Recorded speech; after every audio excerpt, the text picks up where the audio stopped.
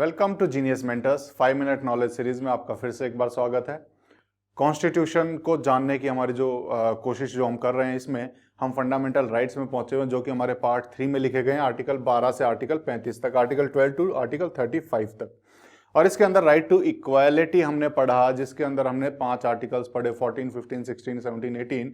उसके बाद हम राइट टू फ्रीडम यानी स्वतंत्रता का अधिकार, उसमें हम पहुंचे हुए हैं और इसके भी 5 आर्टिकल है, 19, 20, 21, 22।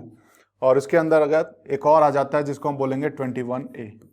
तो ये 5 आर्टिकल हमारे इसके अंतर्गत लिखे गए हैं और इसी में हम समझने की कोशिश करें तो हमने अभी तक क्या पढ़ा है। हमने अभी तक आर्टिकल 19 को पूरे तरीके से जानने की कोशिश की, जिसके अंदर 6 आर्टिकल्स अलग से लिखे गए हैं।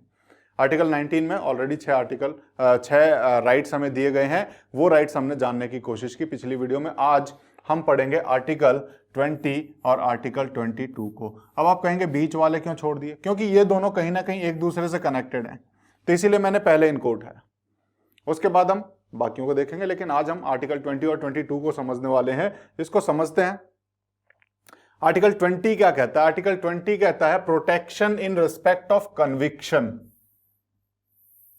फॉर ऑफेंसेस, और आर्टिकल 22 कहता है protection against arrest and detention. तो ये 2 अलग अलग आर्टिकल्स हैं दोनों। एक तो अरेस्ट होते टाइम आपके क्या क्या अधिकार हैं वो बताता है। एक बताता है कि अरेस्ट होते टाइम आपके क्या क्या अधिकार हैं, और दूसरा बताता है जब अरेस्ट होने के बाद, जब आप कोर्ट जाओ, जब आपके ऊपर कन्विक्शन के चार्जेस लगे या फिर आपके ऊपर जब दोष सिद्ध किया जाए, तो उस टाइम पे आपके क्या अधिकार हैं।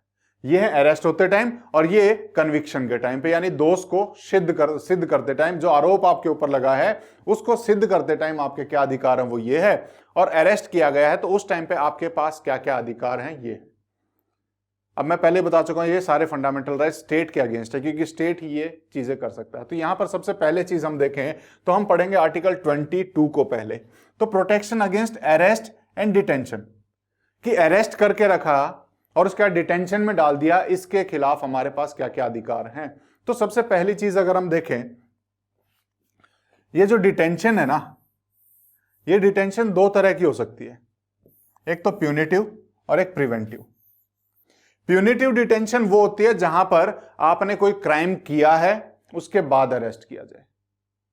प्यूनिटिव डिटेंशन है जहां पर आपने कोई क्राइम किया है, कोर्ट ने उसे प्रूव कर दिया है, उसके बाद आपको डिटेंशन में रखा जाए, कैद में रखा जाए, तो वो है प्यूनिटिव। प्रिवेंटिव क्या है? जहां पर उनको लगता है कि आप कोई क्राइम कर सकते हैं, तो प्रिवेंशन के लिए, ताकि आप वो क्राइम ना करें, आपसे वो क्राइम ना हो, उसके लिए अगर आपको कैद में रखा जाए वो होता है प्रिवेंटिव डिटेंशन। ये दोनों में आपको अंतर पता होना चाहिए। प्रिवेंटिव डिटेंशन के बारे में बड़े ही, अगर हम देखें, बहुत डाउट रहता है। प्रिवेंटिव डिटेंशन मैक्सिमम 3 महीने की हो सकती है, ये ध्यान रखना। प्रिवेंटिव डिटेंशन में यानी बिना क्राइम किए भी आपको गिरफ्तार करके रख सकते हैं जेल में।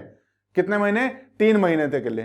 क्या 3 महीने से ज्यादा नहीं रख सकते? रख सकते हैं, लेकिन अगर 3 महीने से ज्यादा रखना है तो 3 महीने होने के बाद हमको एडवाइजरी बोर्ड से परमिशन लानी पड़ेगी। अभी एडवाइजरी बोर्ड क्या है? एडवाइजरी बोर्ड होता है हाई कोर्ट के जजेस की कमेटी। हाई कोर्ट के जजेस मिलके, हाई कोर्ट के 3 जजेस मिलके एक एडवाइजरी बोर्ड बनाते हैं, 3 जजेस मिलके, और वो बताएंगे कि इस प्रिवेंटिव डिटेंशन को आगे कंटिन्यू करना है कि नहीं करना। तो मैक्सिमम 3 महीने, उसके बाद चाहिए तो हाई कोर्ट से परमिशन ले आओ, एडवाइजरी बोर्ड जिसे हमने नाम दिया। और प्यूनिटिव डिटेंशन तो है ही। लेकिन अभी हमने ये नहीं पढ़ा कि अरेस्ट के टाइम पे आपके क्या क्या अधिकार हैं। तो अरेस्ट के टाइम पे हमारे क्या क्या अधिकार होते हैं? अरेस्ट के टाइम पे जैसा मूवीज में दिखाते हैं, पहले वारंट मांगेंगे कि क्या दिखाओ, वारंट क्या है। वारंट में लिखा होता है कि आपको क्यों गिरफ्तार किया जा रहा है। तो सबसे पहला अधिकार कि जब भी गिरफ्तार हो रहे हैं तो आपको जानने का अधिकार होता है कि आपको क्यों गिरफ्तार किया जा रहा है। उसके बाद 24 घंटे के अंदर अंदर आपको जो भी मजिस्ट्रेट है उसके सामने पेश करने का आपका अधिकार है।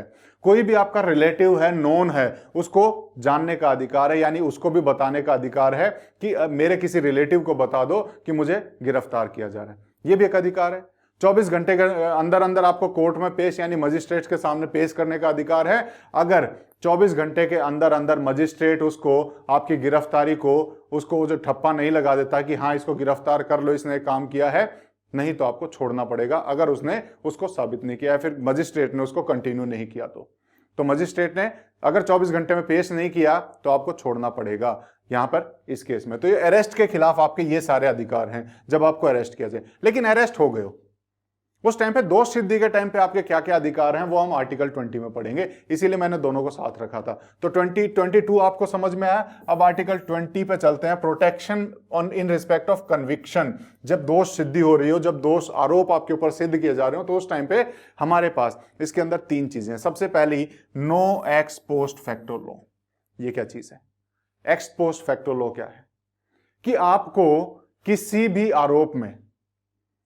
आरोप में वो आरोप आपके ऊपर नहीं लग सकता जिस चीज के लिए, मैं इसको एग्जांपल से बताता हूं कि एक्स पोस्ट फैक्टो का लॉ का मतलब क्या है। सीधा सा हम कहते हैं कि आज की तारीख अगर मानो कोई भी, मैं 1 जनवरी 2022 की तारीख ले रहा हूं, 1 जनवरी 2022 को किसी ने चोरी की, 1 जनवरी 2022 को किसी ने चोरी की, अगर उस दिन चोरी के लिए अपराध का कहीं प्रावधान नहीं है, चोरी के लिए लॉ कहीं पे नहीं लिखा गया है, तो उसको सजा नहीं मिल सकती।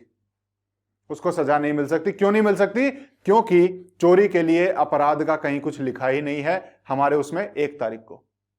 ठीक है, ये एग्जाम्पल के लिए बता रहा हूं मैं। लेकिन अगर मान लो मैंने 2 तारीख को एक कानून बना दिया 2 जनवरी 2022 को कि चोरी के लिए 2 साल की सजा मिलेगी, और इसने 1 तारीख को चोरी की है, तो क्या इसको मैं 2 तारीख को कोर्ट में लेके जाऊंगा जिस दिन ये कानून आ गया, इसको सजा मिल जाएगी? नहीं मिलेगी। क्यों? क्योंकि जिसने चोरी की थी और जिस दिन चोरी की थी उस दिन उस अपराध के लिए कोई कानून बना नहीं था, तो उसको सजा नहीं हो सकती। एक पहलू तो इसका ये है। दूसरा पहलू भी है कि मान लो कि इसने 1 तारीख को चोरी की है और उस दिन जो कानून है, दूसरा पहलू बता रहा हूं, उस दिन के कानून के हिसाब से उसको चोरी की सजा से 2 साल की सजा हो सकती है। लेकिन 2 तारीख को हमने चेंज कर दिया, 2 तारीख को हमने कानून बदल दिया और उस नए कानून के हिसाब से उसको 3 साल की सजा होनी चाहिए। चोरी किस दिन की? 2 तारीख को, कानून बदला, चोरी की 1 तारीख को, कानून बदला 2 तारीख को, तो उसको सजा कौन सी होगी? जो 1 तारीख को कानून था उसके हिसाब से, यानी उसको मैक्सिमम 2 साल की सजा हो सकती है। मैक्सिमम 2 साल की सजा हो सकती है। ये हमारा एक्स पोस्ट फैक्टो लॉ का मतलब था। लेकिन ध्यान रखना, ये एक्स पोस्ट फैक्टो लॉ सिर्फ और सिर्फ क्रिमिनल लॉज में लगता है, क्रिमिनल लॉज में लगता है, सिविल लॉज में नहीं लगता है। ये चीज ध्यान रखना। इसका सीधा मतलब है कि आप किसी भी लॉ को बना के उसको पिछली डेट से लागू नहीं कर सकते। सिर्फ क्रिमिनल लॉज की बात कर रहा हूं। सिविल लॉ को किया जा सकता है, टैक्स लॉज को भी पिछली डेट से लागू किया जा सकता है, सिविल लॉ को नहीं कर सकते। ये आपको समझ में आया। दूसरा है नो डबल जियोपार्डी। इसका क्या मतलब है? नो डबल जियोपार्डी का मतलब है एक ही ऑफेंस के लिए आपको 2 बार सजा नहीं मिल सकती। कैसे नहीं मिल सकती उसको भी समझते हैं। आपने चोरी की, आपको सजा होगी 2 साल की।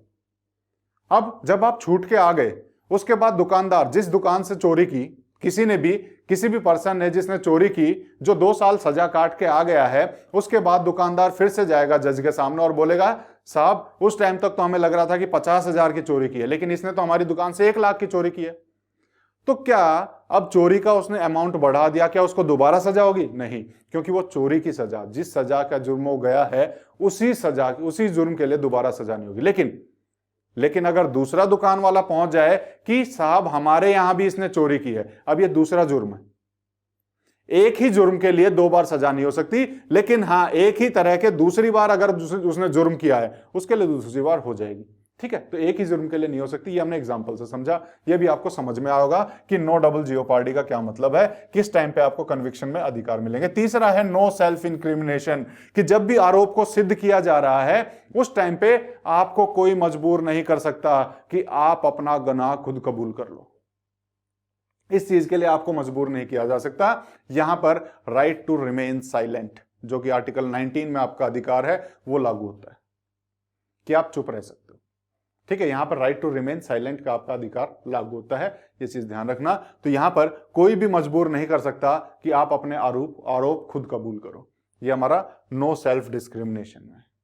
आप चाहते हो कि नहीं, मैं नहीं बोलना चाह रहा इस पर कुछ भी, तो कोई भी आपको मजबूर नहीं कर सकता। ठीक है, तो ये हमारे आर्टिकल 20 और आर्टिकल 22, इन दोनों को हमने समझा गिरफ्तारी के टाइम और सजा सिद्ध करने के टाइम क्या क्या हमारे अधिकार हैं, ये हमारे यहाँ पे दिए गए हैं। और ये भी हमारे फ्रीडम, स्वतंत्रता को कहीं बनाए रखते हैं। अरेस्ट से बचे, स्वतंत्रता मिलती है। कन्विक्शन, दोष, गलत दोष आपके ऊपर साबित नहीं हो सकता इन केसेस में, तो इसीलिए वहां पे भी फ्रीडम आपको मिल रही है। तो फ्रीडम के राइट्स हमने जाने।